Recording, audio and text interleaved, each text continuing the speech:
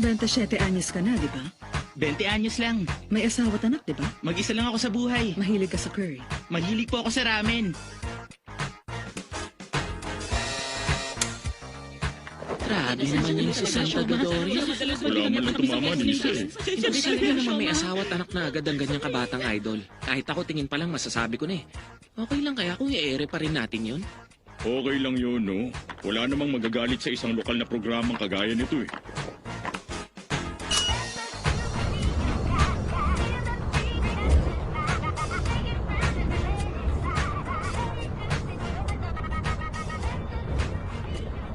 Ma'am, kayo si Santa Dodoria, hindi ba? Napanood kita sa TV nung isang araw. Matanong ko lang, ma'am, totoo ba na may psychic powers kayo? Dito na lang. Bababa na ako. Ah! Teka, hindi ko naman tinanong yan para insultuhin kayo, ma'am. Gusto ko lang ipakita nyo sa akin kung Kung ayaw totoo mo nga. mamatay, bilisan mo. Umalis ka na.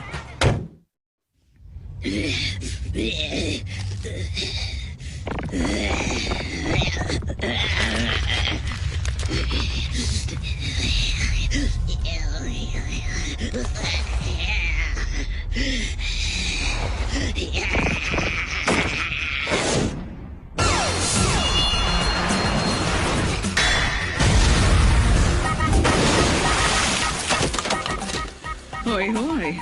Ang akala ko nag-uwi ka na naman ng walang kwentang lalaki. Hindi naman tao to eh. Ay, naku.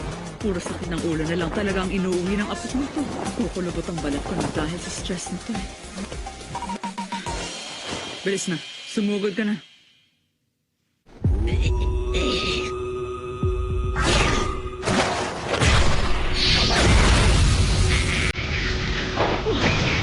Na yun ah. Grabe, ang bilis mo lang. Pero gumula nga siya gaya ng pinsan. Sabi na mapiigutan niya ako parang hindi ko siya makita. O ayan, nasa loob ko na ngayon ang patibong na nilatag ko kanina pa.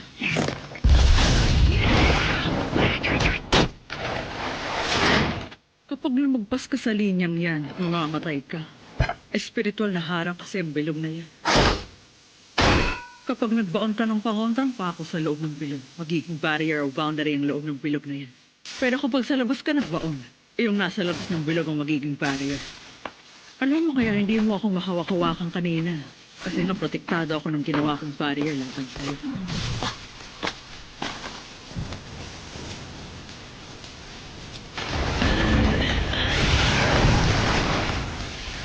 Maghintay ka lang, papatayin at kakainin din kita. Huwag mo isipin na makukulong ako sa bilog na ito magpakailanman. Wala naman akong balak na ikulong ka magpakailan. Dito pa lang tatapusin na kita.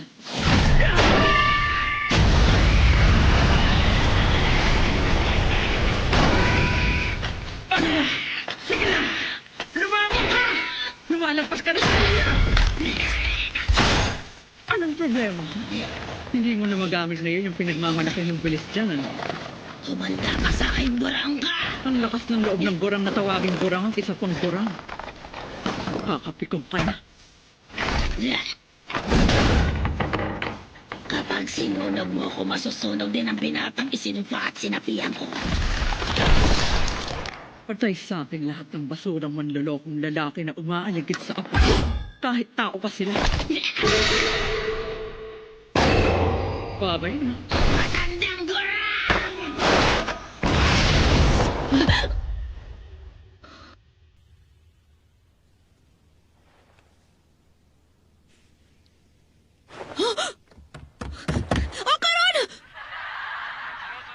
Teka, nakauwi na pala kayo? Huwag kang maingay dyan. Kitang nanonood ako ng bakatono dito eh. Maiba ako ng usapan. May bagay pala akong kailangan sabihin sa inyo. Nagpunta ka sa haunted place, no? Nagpunta. Pero hindi po ako. Yung kaibigan ko lang. At bakit?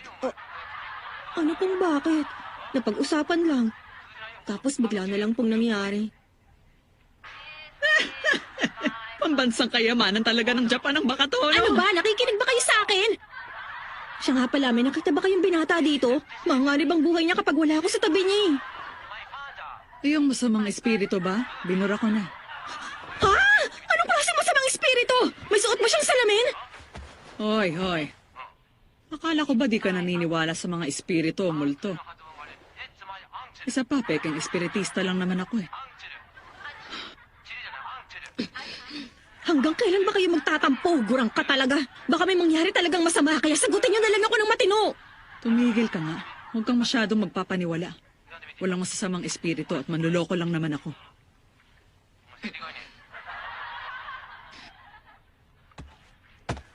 Lola,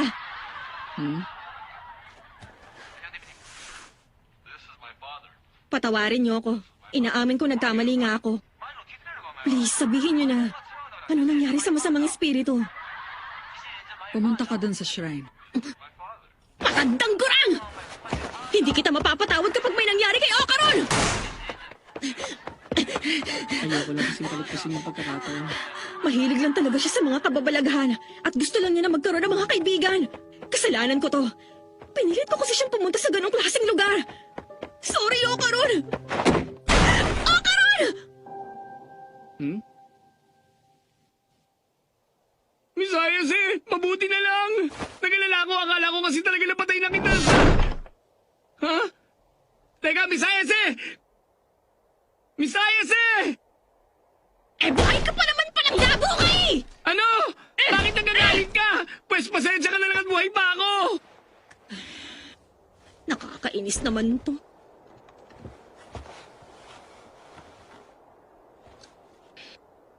Ikaw bata ka, kailan ka pa natutong makipagkaibigan sa mga halimaw, ha? Pagulat ka naman! Hindi lalabas ang sumpa hanggat nandyan siya sa loob. Pero isang akbang lang niya palabas, babalik agad siya sa pagiging halimaw. Eh, bakit sabi mo kanina binura mo na siya? Sinungaling ko talaga. Mukhang hindi ka talaga mapakali kanina. Mga ganitong totoy pala ang tipo mo, ha? Hindi Eh kasi, kinuha ni Turbo Lola yung ano niya sa babae. At sabi sa akin ni Turbo Lola, hindi daw maaalis ang sumpa hanggat hindi niya ibabalik yun sa kanya. Kasalanan ko rin naman kaya nangyari to sa kanya, kaya syempre gusto kong gumawa ng paraan para makatulong. Talaga? Eh di gusto mo nga siya. Sa atin hindi! At meron pa pala. Kaya ko na rin gumamit ng psychic powers ngayon. Ano bang sinasabi mo dyan? Nagpunta kasi ako sa lugar na may UFO daw. Ang daming nangyari doon, tapos nagising ang kapangyarihan ko. Pero wala naman talagang mga UFO, no? Oo, di ba? Ganyan din ang reaction ko kahapon tungkol sa mga alien eh. Pero ang punto, totoong kaya ko nang gumamit ng psychic powers. At kapag hindi ko pinigilan ng sumpa kay Ocaron gamit yun, magwawala siya. Naniniwala naman ako na may psychic powers nga talaga. Ano bang basihan mo sa paniniwalaan mo't hindi? Pero teka, si Turbo Lola baka mo? Malaking problema talaga yung kinasangkutan niya. Noong araw, 100 kph Lola ang tawag sa kanya. Yokai siya ng makabagong panahon na naghasik ng lagim sa buong bansa. Tapos narinig ko na lang na ang mailap na yon. Medyo matagal na panahon na rin palang namamahay doon sa tunnel na yon. Minsan na nga rin akong nagpunta doon para tingnan ang sitwasyon. Sobrang nakakakilabot. Sa lakas ng enerhiyang nandun, di ang lumapit sa tunnel, hindi ko na nagawa pa. Alam mo ba yung earthbound spirits? Mga espiritu na hindi makatawid dahil nakatali sila sa malakas na koneksyon nila sa isang lugar. Sila yung tipo na pinakamalakas kapag nasa loob sila ng teritoryo nila. Walang espiritista ang maglalakas loob na labanan sila sa baluarte nila. At sa tunnel na yon, may nakatirang earthbound spirit. Naiintindihan mo ba kung anong sinasabi ko? Si Turbo Lola at ang earthbound spirit nagsanib para maging isa.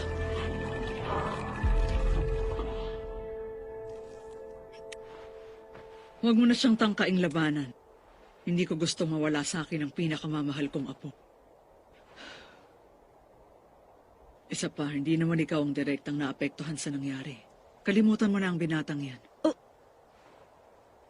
Mamuhay ka na lang ng normal. Ano kayang gagawin ng mahal kong si Ken kung siyang nasa ganitong klase ng sitwasyon? Kapag hindi ko alam ang gagawin ko, yun ang iniisip ko. Ni minsan hindi pa ako nagsisi sa ganong paraan. At si Ken, 100% akong sigurado na tutulong sa ganito. Kaya naman ganon din ang gagawin ko. Teka, yung tinutukoy mong Ken. Sabi na nga ba, crush mo talaga ang binatang yan eh. Mali ka dyan! Hindi naman siya tinutukoy ko eh! Hoy, nagtatapat na siya sa'yo. Anong pakiramdam, ha? Hindi nga siyang tinutukoy ko! Yung artistang si Ken, okay? Sige na nga, kung buo na ang loob mong gawin yan. Makipaghabol lang kayo kay Turbo Lola. Huh? Sobrang taas ng kumpiyansa ng halimaw na yon sa bilis niya sa pagtakbo. Sa konting paghamon lang, siguradong kakasa agad siya sa laban. Ito ngayon ang problema niyo. Ang Sono City ang teritoryo ng Earthbound Spirit. Paalisin niyo siya sa teritoryo nang hindi kayo naaabutan. Huwag kayong magpapahuli. Kung maaalis niyo siya sa teritoryo niya, hihina ang kapangyarihan niya at dahil doon magagawa niyo na siyang talunin. Hindi pwede. Kita mo to mga binti ko? Imposible namang manalo ako sa kabulan laban kay Turbo Lola. Imbis na yan ang gawin namin, hindi pa pwede gumawa ka na lang ng barrier para ipanlaban? Maglagay tayo ng ganun sa tunnel. Hindi yan pwedeng gamitin doon. At saka hindi ko rin kayo matutulungan. Ha? At bakit hindi? Humihiram lang kasi ng kapangyarihan mula sa mga anitong namamalagi sa lupaing ito ang barrier spells ko. Sa oras na umalis tayo sa Kamigoe City, hindi ko na magagamit ang kapangyarihan. Pati pala tayo may teritoryo din, ha? Ang bawat lugar may kanya-kanya nakakasakop na anito. Depende na lang kung may home court advantage pa o wala ang laban. Ganun pa man, ito lang ang paraan para matalo mo si Turbo Lola. Kung magsasanay ka ngayon, baka sakaling maungusan mo siya sa takbuhan. Seryoso ka ba talaga, ha? Kahit anong training ang gawin ko, ni hindi nga ako makasali-sali sa mga contest ng track and field. Hindi ikaw, no? Huh? Kundi siya. Ay, oo nga. Sa wakas, isasali niyo na rin ba ako sa usapan? Sorry, nakalimutan kita. Pero wala namang stamina si Okarun eh. Walang-wala talaga. Tapos kailangan tuloy-tuloy din ako sa pagpigil ko sa sumpa niya. Pues kailangan niyang tumakbo habang karga ka. Miss Ayase, gaano ka ba kabigat, ha? Gusto mo na bang mamatay? Basta imposible. Kasi hanggang 2 beses lang kayang tiisin ang katawan kong epekto ng sumpa. Sinabi mo pa. Eh di mag-training ka para maging malakas ang katawan mo. Simulan mo ng mag-push-ups, sit-ups, tapos squats. 5 set, 100. Ha? Gawin mo na. At ikaw, Momo. Kailangan mo ng ESP training. Kailangan mo pang mas i-level up ang psychic powers mo. Dahil hindi ko naman kayo matutulungan, kailangan nyo na lang palakasin ang mga kakayahan nyo. Kaya ako na mismo ang magsasanay sa inyong dalawa. Matulog na kayo. Bukas na tayo magsisimula. Pero ikaw, labo mata. Magsimula ka na. Opo. Sobrang bata pala ng lola mo. Kainis siya, di ba? Miss Ayase, sorry nga pala. Huh? Nung nilabanan kasi natin yung higanteng alien, sa sobrang taranta ko, wala na ako iba pang naisip kundi ang sariling kapakanan ko lang. Pasensya na. Normal na reaksyon lang naman yun, di ba? Pero ikaw, Miss Ayase, hindi ka naman ganun. Iniligtas mo na ako, tinalo mo pa yung halimaw. Pero kung sakaling maulit-uli yung nangyari, magsisikap ako ng gusto na palakasin ang katawan ko para mailigtas kita. Kaya, huwag mo sana akong susukuan. Huwag kang huminto bilang kaibigan ko. Hindi naman kita basta susukuan, oh. Masyado ka mag-isip. Ba't bigla mo sinara yung pinto kanina? Sinipa-sipa mo pa! Bale, ano kasi... Ayan, kita mo na! Sabi ko na gusto mo na akong sukuan! Sinabi na nga hindi. Pero parang gusto ko na dahil maliit na bagay lang pinapalaki mo pa. Pasensya na. Ang astig mo kaya nung nakikipaglaban ka. Kaso lang lampa ka naman, Okarun. Kaya sa susunod, malamang ililigtas pa rin kita. Dito ka muna matulog. Dadalhan kita ng kutsyon.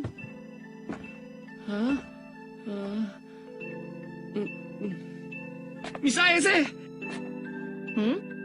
Teka, alam mo kasi...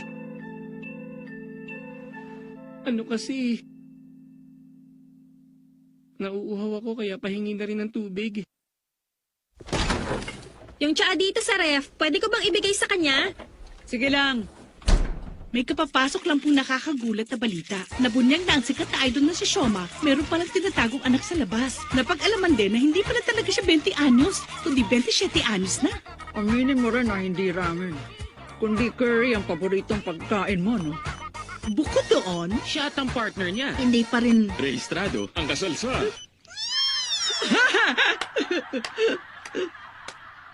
Wala namang kakwenta-kwenta yung balita. Miss Ayase! Naloko na! Si Okarun! Gusto na niyang gumamit ng banyo! Pwede magbanyo. Ano ba? Sinabi lang delikado talaga yung sitwasyon namin eh. Pag may humarang sa paningin ko, hindi ko siya makita, kakawala sa pigil yung sumpa. Ibig sabihin, kailangan ko panoorin si Okarun habang gumagamit siya ng banyo! Pwede pa. Ayoko makakita ng ganong klaseng tanawin! Hindi ko rin ipapakita! Parang nyo na rin tinabakan ang dignidad ko niyan eh! Hoy! Huwag mo alisin ang tingin mo sa akin! Wala ka bang naiisip na pwedeng paraan? Ewan. Teka nga, paano mo ba talaga pinipigilan yung sumpa sa kanya? Paano ko kaya ipapaliwanag? Meron kasi ako nakikita nakabalot na aura kay Okarun. Aura? Pagkatapos kapag pinipisa ko yung aura na yun gamit ang mga kamay ko, lumiliit yon. At siguro humuhupa na yung sumpa. Lahat ng tao may taglay na aura at iba-ibang mga kulay nun. Meron din ganun pati sa mga halaman at bato. Kaya kong hawakan ang aura nila at malaya ko silang napapagalaw. Pero malapit lang ang kaya kong abutin. Talaga? Akala ko pa naman mas kapangyarihan pa dyan ang kaya ng psychic power. Konti lang palang kayang gawin. Kung tutuusin nga, mas matindi pa dito yung nagawa ko rin na gusto yung kapangyarihan ko eh. Noong mga panahong yun, parang lahat ng maisip ko nagkakatotoo. Yun bang parang walang makakatalo sa akin? Kaya lang bigla din namang nawala eh. Tapos ang paghawak nilang sa aura ng ibang kaya kong gawin. Mama, pumikit ka muna saglit. Hindi pwede. Kapag pumikit ako, baka kawala uli yung sumpa. Ang problema kasi masyado kang umaasa sa paningin mo. Subukan mong gamitin lahat ng senses mo. Halimbawa, yung pandama mo. Kung nahawakan mo yung aura, ibig sabihin kaya mo rin yung damhin. Kaya pumikit ka sandali at damhin ang pakiramdam ng aura sa balat mo. Dahan-dahan mong damahin.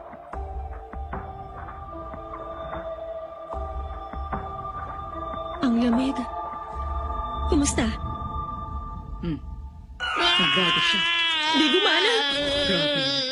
Lalo niyo na sinagad yung pagbibigil ko eh. Hindi ko na kaya. Lalabas na talaga. Paano na yan, Momo? Malapit ng bumulwak niya. Ikaw kaya ito nagutos sa akin na gawin ko yun. Ayoko makita niyo ako habang tinatawag ako ng kalikasan pero masaya ko dito pa ako maggalat sa labas. Hoy, teka! Magamit ang banyo niyo. Ang lakas ng loob mong makagamit ng balo sa bahay ng iba. Hoy, mahiya ka naman! Desperado na kasi ako. Oh, teka! Sino nagsabi pwede ka makagbanyo sa amin na? Hoy, sira ulo ka ba? Sinabi babagsak na nga eh. Gusto mo dito na? Sali ako sa bulan! Wala naman, sumilis pa siya rin siya pagkakawin na sa Sira bahay! ulo namin sa pagsabog. Akin ang bakura! Akin ang talumpay. Hindi ako papayag. Nakakahiya. Ikaw pa talagang nahiya?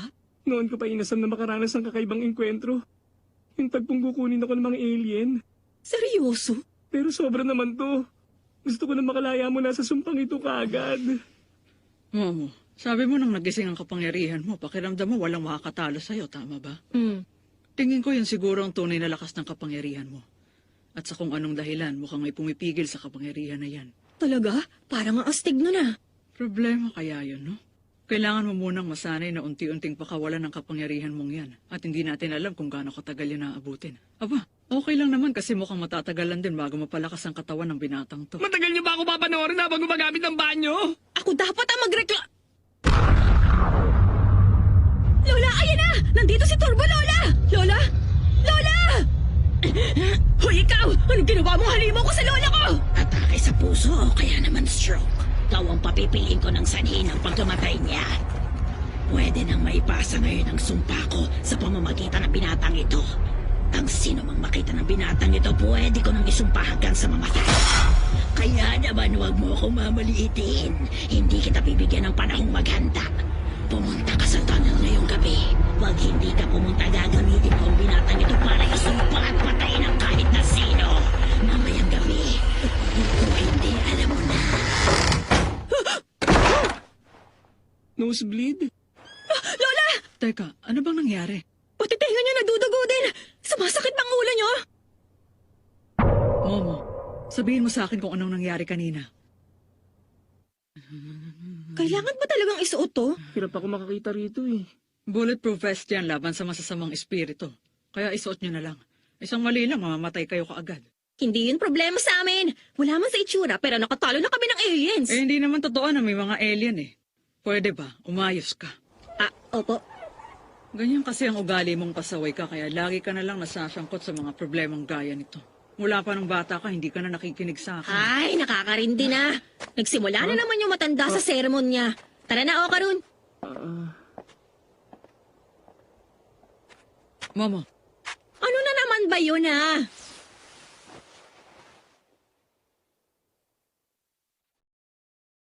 huwag kang mamamatay.